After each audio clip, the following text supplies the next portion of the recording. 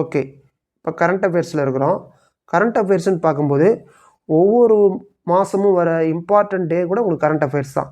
இப்போ ஜனவரி மாதம் தான் பார்க்க போகிறோம். ரைட், கரண்ட் அஃபேர்ஸ், கரண்ட்டோட யூனிட் என்ன? ஆம்பியர்.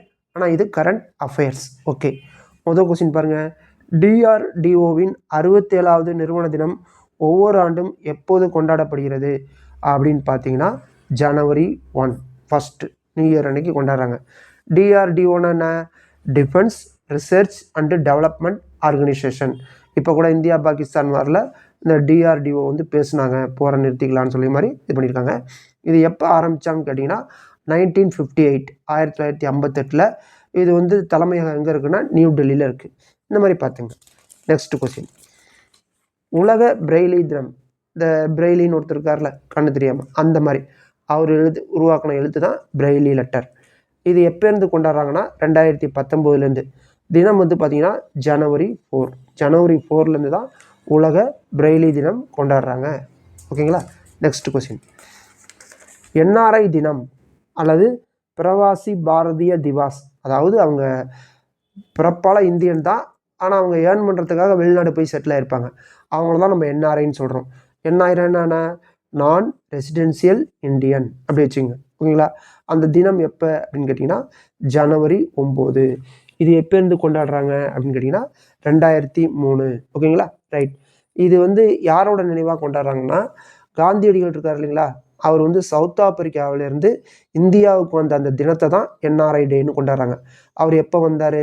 ஜனவரி 9 1905. பார்த்துக்கணும் ஏன் அதனாலங்கிறத ரீசன் நீங்களும் பார்த்துக்கணும். கேட்பாங்க, அப்படி கூட கொஸ்டின் கேட்பாங்க. நெக்ஸ்ட்டு, உலக இந்தி தினம். அதுக்கு நமக்கு சம்மந்தம் இல்லை, சரி இருந்தாலும் கேட்டால் என்ன பண்ணுறது. உலக இந்தி தினம் எப்போ அப்படின்னு கேட்டிங்கன்னா உங்களுக்கு ஜனவரி 10. ஓகேங்களா? நேஷனல் இந்தி டேவு கொண்டாடுவாங்க, அது எப்போங்கிறத கமெண்ட் பண்ணுங்கள். இது உலக இந்தி தினம். நேஷனல் இந்தி தினம், தேசிய இந்தி தினம் எப்போங்கிறத நீங்கள் கமெண்ட் பண்ணுங்கள். நெக்ஸ்ட்டு, தேசிய இளைஞர் தினம். தேசிய இளைஞர் தினம் உங்களுக்கு நல்லா தெரியும். சுவாமி விவேகானந்தருடைய பிறந்த தினத்தை தான் என்ன பண்ணுறாங்க? தேசிய இளைஞர் தினமாக கொண்டாடுறாங்க. இவர் டேட் எப்போ? ஜனவரி 12. ஓகேங்களா? இவரை பற்றி பார்க்கணும்னா இவர் வந்து சிகாகோ மாநாட்டில் ஃபேமஸான ஒரு டைலாக், உலக சகோதர சகோதரிகளே, அதை மறக்கவே முடியாது, 1893. ஓகேங்களா? ரைட், அவருடைய பிறந்த தினம் தான் ஜனவரி 12, தேசிய இளைஞர் தினம், நேஷனல் யூத் டே. நெக்ஸ்ட்டு, 77வது இந்திய இராணுவ தினம் எப்போ அனுசரிக்கப்படுகிறதுனா ஜனவரி 15. ஓகேங்களா? இந்திய இராணுவ தினம். இந்த ஆகஸ்ட் 5 அந்த 5 ஞாபகம் வச்சுங்க, மாதத்தை ஜனவரி போட்டுங்க, நான் சுதந்திர இராணுவம்லாம் தானே. ரைட், நெக்ஸ்ட்டு, தேசிய வாக்காளர் தினம் எப்போ அனுசரிக்கிறாங்க அப்படின்னு கேட்டிங்கன்னா குடியரசு தினத்துக்கு முதல் நாள். அப்படி படிங்க, குடியரசு தினத்துக்கு முதல் நாள் தானே அது தேசிய வாக்காளர் தினம், ஜனவரி 24. ஒவ்வொரு இந்திய குடிமகனும் வாக்களிக்கணும் 18 வயசுக்குமே அப்படிங்கிற மாதிரி. அது குடியரசு தினத்துக்கு முன்னாடி.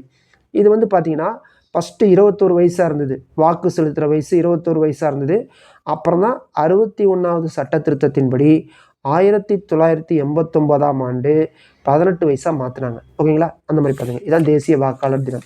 ரைட், நெக்ஸ்ட்டு, குடியரசு தினம். அது இதெல்லாம் ஒரு கொஸ்டினா, இதில் ஒரு ஐடியா இருக்குது. ஜனவரி 26. ஓகே, இதுக்கு இந்த 2025 குடியரசு தினத்துக்கு சீஃப் கெஸ்ட்டாக யார் கலந்துக்கிட்டாங்க அப்படிங்கிற கொஸ்டின் கேட்டாங்கன்னா பிரபோவோ சுபியானந்தோ அப்படின்னு. அவர் யாருன்னா இந்தோனேசிய அதிபர். இப்போ புரியுதுங்களா? சீஃப் கெஸ்ட் யாருன்னு கேட்டால் 2025 குடியரசு தினத்துக்கு.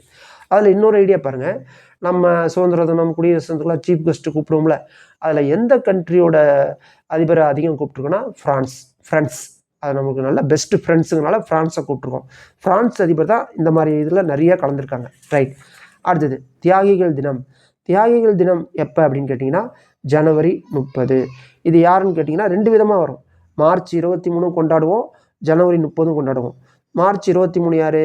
இந்த பகத்சிங், ராஜ்குரு, சுக்தேவ் இவங்களெல்லாம் தூக்கில் போட்டாங்களே அந்த நாளோ, அப்புறம் காந்தியடிகளை வந்து கோட்ஸே சுட்டு கொண்டார்ல 1948 ஜனவரி 30, அதையுமே நம்ம தியாகிகள் தினமாக கொண்டாடுறோம். நெக்ஸ்ட்டு, 2025 இதுதான் ஒரிஜினல் கரண்ட் அஃபேர்ஸ் இருக்குது.